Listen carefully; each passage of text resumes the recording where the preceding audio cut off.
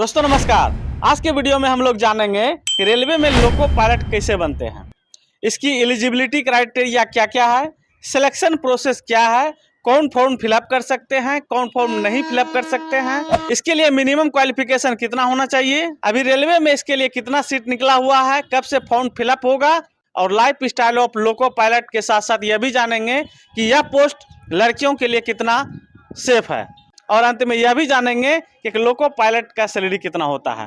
तो बिना देर किए हुए टॉपिक स्टार्ट करते हैं। दोस्तों आपको बता दें कि रेलवे में लोको पायलट का पोस्ट जो है यह प्रमोशनल पोस्ट होता है, मतलब आरआरबी के थ्रू आप डायरेक्ट इस पोस्ट पर नहीं पहुंच सकते हैं। सबसे पहले आपको एएलपी बनना होगा।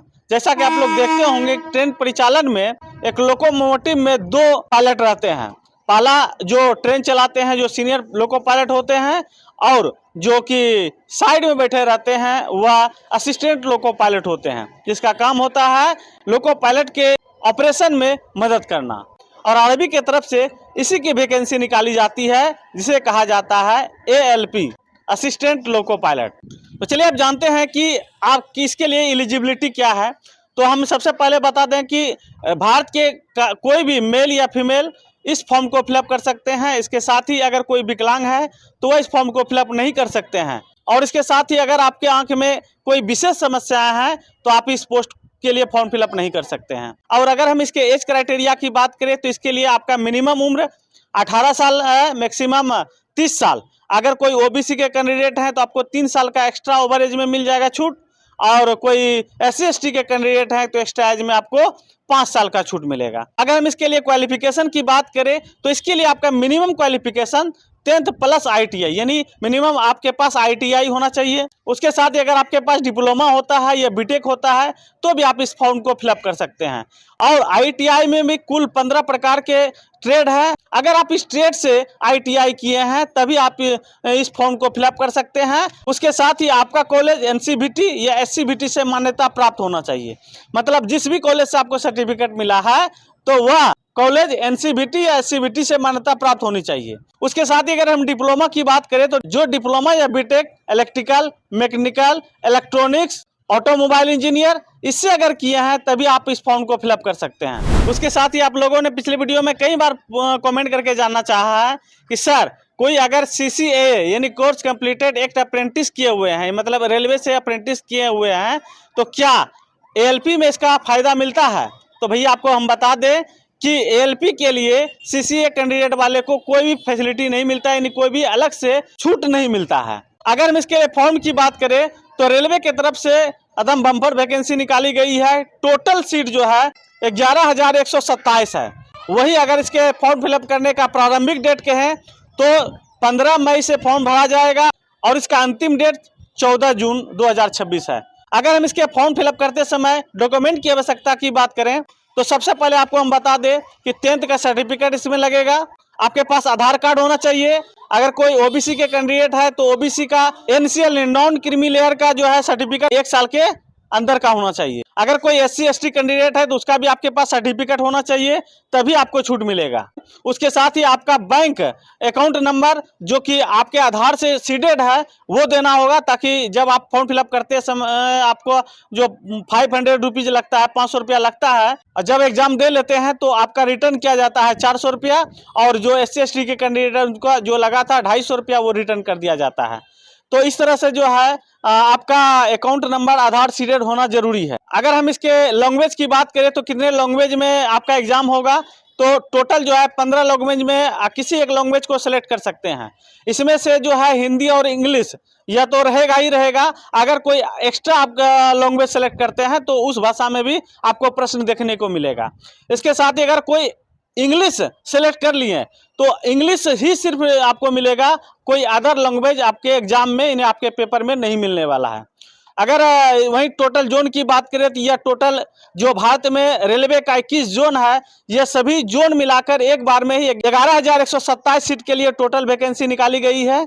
आप कहीं से भी फॉर्म फिलअप कर सकते हैं, मगर आपका एग्जाम आपके घर के नज़दीक जो आपका होम एड्रेस है, आपके घर के नज़दीक जो भी सेंटर होगा वहां पर होगा। यानी आपको एग्जाम देने के लिए बाहर जाने की आवश्यकता नहीं है। जैसे अगर कोई साउथ यानी चेन्नई या हैदराबाद, सिकंदराबाद कुछ किए हैं तो ये जरूरी नहीं है कि आपको साउथ में ही जाकर एग्जाम देना है।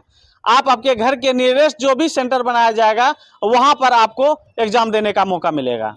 अगर हम इसके सिलेक्शन प्रोसेस की बात करें तो इसमें सिलेक्शन प्रोसेस के लिए 3 एग्जाम देना होता है। पहला तो होता है CBT 1 कंप्यूटर बेस्ड टेस्ट 1, जिसमें कि 75 क्वेश्चन रहता है और उसमें आपको 1 घंटा दिया जाता है। और इस बार देखा गया है कि मैथ और रीजनिंग सबसे ज्यादा क्वेश्चन आया था और GK GS जो है बहुत कम आया था क्वेश्चन। सो रेलवे में ALP बनने का सपना देख रहे हैं तो मैथ रीजनिंग जरूर आप अच्छा कर लीजिएगा। ऐसे आपके लिए हम अपने YouTube चैनल पायलट गोपाल पर मैथ और रीजनिंग का लगातार क्लास ले रहे हैं, वहां से भी आप तैयारी कर सकते हैं। और आपके सहायता के लिए अपने Telegram channel loco pilot Gopal पे सारे अपडेट देते रहते हैं, जहां की आपको स्टडी मटेरियल के साथ साथ रेलवे में आने वाली लेटेस्ट वैकेंसी के बारे में बताते रहते हैं। और कोई बुक्स या स्टडी मटेरियल रहता है तो उसका भी अपडेट आपको मिलते रहता है। CBT 1 ये क्वालिफाइड नेचर का होता है। इसमें टोटल सीट का लगभग 15 गुना रिजल्ट दिया जाता है। अब दूसरा एग्जाम होता है CBT 2, इसमें 2 पेपर होता है, पेपर A और पेपर B। पेपर भी जिसमें कि टेक्निकल क्वेश्चन और इंजीनियरिंग ड्राइंग से रिलेटेड रहता है, जो कि क्वालिफाइड नेचर का होता है, यानी आपको इसमें पास करना ही होगा।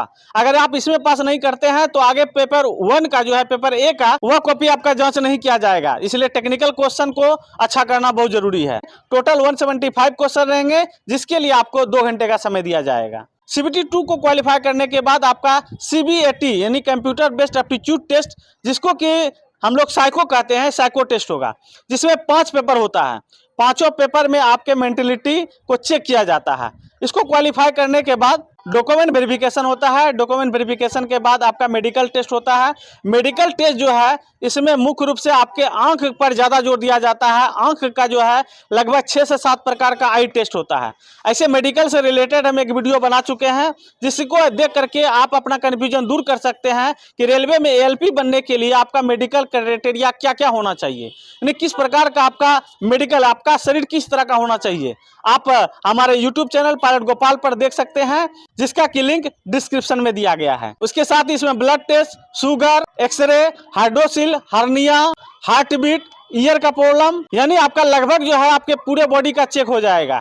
इसमें जो सिलेक्शन के लिए आपका हीरो रहना जरूरी है, तभी आप रेलवे में दामाद बन के आएंगे। इन सारी क्राइटेरिया को फुलफिल करने के बाद आपको ये इलेक्ट्रिक इंजन, उसके बाद जो है ये डीजल इंजन, ये दोनों इंजन के ट्रेनिंग के लिए आपको भेजा जाएगा ट्रेनिंग सेंटर। और उसके बाद ट्रैफिक यानी जो आप पीछे देख रहे हैं ये पूरे लाइन का इस तरह से जो है जिस सेक्शन में आप चलाएंगे उस सेक्शन की पूरी जानकारी आपको दी जाएगी। फिर आपको आपके द्वारा चुने गए डिवीजन के किसी लॉबी में पोस्टिंग होगी। तो इस तरह से जो है सिलेक्शन की प्रक्रिया है। अगर हम इसके ड्यूटी नेचर की बात करें तो भैया इसको कभी भी यानी 16 घंटा रेस्ट के बाद आपको कभी भी बुलाया जा सकता है, नहीं आपको हमेशा तैयार रहना है। चाहे सुबह हो, चाहे शाम हो, चाहे सर्दी हो, गर्मी हो, चाहे ठंडा हो, कुछ भी हो, आपको हमेशा तैयार रहना है। पिछले वीडियो में एक भाई ने जानना चाहा कि सर अगर हम ALP बन जाते हैं तो क्या हावड़ा से ट्रेन लेकर दिल्ली तक पहुंच सकते हैं? तो भैया ऐसा नहीं है। ALP बनने का मतलब ये नहीं कि आप अपने मन से गाड़ी चलाइएगा, ठीक है। इसका एक सेक्शन, प्रॉपर सेक्शन होता है। 1 सेक्शन, 2 सेक्शन, 3 सेक्शन का आपको LR रहता है। लगभग आपका 100 से 200 से 300 किलोमीटर तक रहता है। इतना दूरी ही तो आप अपने ड्यूटी पीरियड में कर सकते हैं। मतलब कहें तो कोई अगर दिल्ली से चार्ज लेता है तो अधिकतम वो कानपुर तक आ सकता है, ठीक है। और कोई गुड्स ट्रेन वाला है तो हो सकता है कि अगर दिल्ली में चार्ज ले रहा है तो पानीपत जाते जाते उसका ड्यूटी खत्म हो जाए, अंबाला जाते जाते उसका ड्यूटी खत्म हो जाए। बहुत बार तो हम लोग दिल्ली में चार्ज लिए और गाजियाबाद जाते जाते मेरा ड्यूटी खत्म। गुड्स वाले का यही होता है भैया। वही अगर हावड़ा की बात करें तो हावड़ा में हम लोग 100 किलोमीटर चल जाएं तो बहुत काफ़ी है। तो ये सब ड्यूटी का जो है हर तरह का, अगर मेल एक्सप्रेस का अलग ड्यूटी है, गुड्स का अलग ड्यूटी है, तो इस तरह का ड्यूटी ऑफ नेचर है। अगर हम वहाँ लड़की की बात करें, अगर लड़की कोई सेलेक्ट होती है ALP के रूप में तो इसके लिए जो है उसको मर्द बनना पड़ता है। लड़की अगर बन के रहेगा तो उसका नहीं चलेगा, क्योंकि अधिकांश जो भी हमारे कलीग्स हैं उनसे बातचीत हुई है तो उन्होंने कहा है कि भैया ऐसा है ना कि अब ड्यूटी लग जाती है, तो ड्यूटी लग जाती है तो हमको घर से निकलना होगा। तो अगर हम डर के निकलेंगे तो नहीं होगा, तो अपने आप में हिम्मत जुटाना पड़ता है, सब चीज़ करना पड़ता है। नौकरी है, अब 1 दिन रिक्वेस्ट करेंगे, 2 दिन रिक्वेस्ट करेंगे नहीं होगा, तो हमेशा तो रिक्वेस्ट कर नहीं सकते हैं। अपने हेडक्वार्टर के नज़दीक रूम रखते हैं और वहां से आना जाना करते हैं। इसके साथ ही बहुत सारे ऐसे लॉबी हैं जो कि प्रायोरिटी दिया जाता है कि लड़कियों को दिन में ही ड्यूटी कराया जाए, मगर जहां अगर लड़कियों की संख्या ज़्यादा हो तो ऐसे कंडीशन में हर किसी को जो है ऑफिस में ड्यूटी देना संभव नहीं होता है। तो यह भी हो सकता है, आप ऑफिस में भी ड्यूटी कर सकते हैं या लाइन में भी जाना पड़ सकता है। तो इसके लिए ये दोनों के लिए आपको तैयार रहना होगा। इसके साथ ही अगर हम इसके लिए प्रमोशन की बात करें तो भैया देखिए, प्रमोशन हर डिवीजन में अलग अलग है, हर जोन में अलग अलग है। तो ये कोई ज़रूरी नहीं है कि आपका जल्दी ही प्रमोशन हो जाएगा या बहुत डिले ही होगा। जैसा रिक्वायरमेंट रहेगा डिवीजन का, उसके आधार पे आपका प्रमोशन हो जाएगा। पहला प्रमोशन होगा आप एलपी सीनियर एलपी के रूप में, उसके बाद एलपीएस लोको पायलट सेंटर के रूप में, उसके साथ एलपीजी। ऐसे ये कोई पोस्ट नहीं है, सीनियर एलपी बनाने के बाद आवश्यकता के अनुसार आपको एलपीएस जो है बना देता है। उसके बाद एलपीजी लोको पायलट गुड्स के ड्राइवर बनेंगे, उसके बाद लोको पायलट पैसेंजर के ड्राइवर बनेंगे, उसके बाद LPM loco pilot mail express, जिसमें राजधानी शताब्दी वंदे भारत जैसे ट्रेन चलाने का मौका मिलेगा।